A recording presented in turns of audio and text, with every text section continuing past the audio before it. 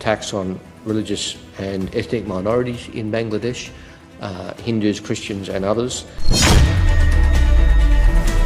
रूस और ऑस्ट्रेलिया से बांग्लादेश के लिए बहुत ही बुरी खबर आई है।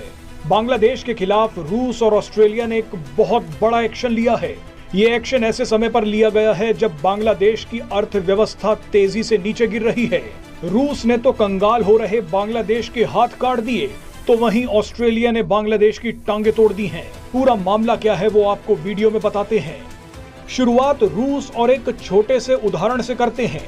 मान लीजिए कि आपने अपने दोस्त को कुछ पैसा उधार दिया, उस पैसे से दोस्त का काम भी निकल गया, लेकिन जिस दिन आपके दोस्त की नौकरी गई, आपने उसी दिन पैसा वापस मांगना शुरू कर दिया। अब रूस और बांग्लादेश के बीच ठीक यही हुआ है। रूस ने बांग्लादेश को दिए गए अरबों रुपए के लोन पर तुरंत इंटरेस्ट चुकाने के लिए कहा है। ये इंटरेस्ट छोटा मोटा नहीं है, बल्कि $630 मिलियन का है।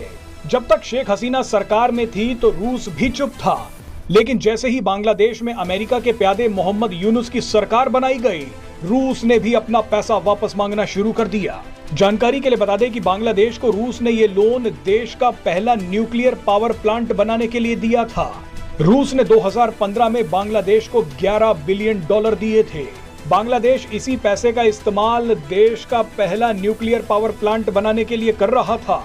मजे की बात देखिए कि बांग्लादेश का ये न्यूक्लियर पावर प्लांट भारत और रूस मिलकर बना रहे हैं। इस प्लांट का नाम रूपपुर न्यूक्लियर पावर प्लांट है।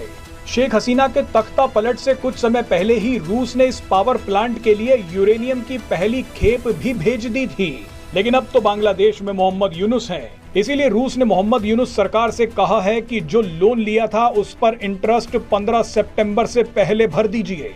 एक्सपर्ट्स का कहना है कि अगर शेख हसीना प्रधानमंत्री रहती तो रूस ऐसा नहीं करता, मगर मोहम्मद यूनुस के आते ही बांग्लादेश का ये न्यूक्लियर पावर प्लांट फंस गया है। बहरहाल अब आते हैं ऑस्ट्रेलिया पर। जिस तरह से दंगाइयों की टांगे तोड़ी जाती हैं, ठीक वैसे ही ऑस्ट्रेलिया की संसद में बांग्लादेश की भी टांगे तोड़ी गई हैं। ऑस्ट्रेलिया के एक बड़े मंत्री क्रिस बोवेन ने बांग्लादेश में हिंदुओं और दूसरे अल्पसंख्यकों पर हो रहे अत्याचार को लेकर बांग्लादेश की धज्जियां उड़ा दी। क्रिस बोवेन ने संसद में खड़े होकर बताया कि बांग्लादेश में 725 घरों और दुकानों को नुकसान पहुंचाया गया, 724 घरों और दुकानों को लूट लिया गया, जबकि 58 घरों और दुकानों को आग लगा दी गई। इसके अलावा क्रिस बोवेन ने बताया कि 17 पूजा स्थलों को भी नुकसान पहुंचाया गया है, 21 पूजा स्थलों को तो लूट ही लिया गया है।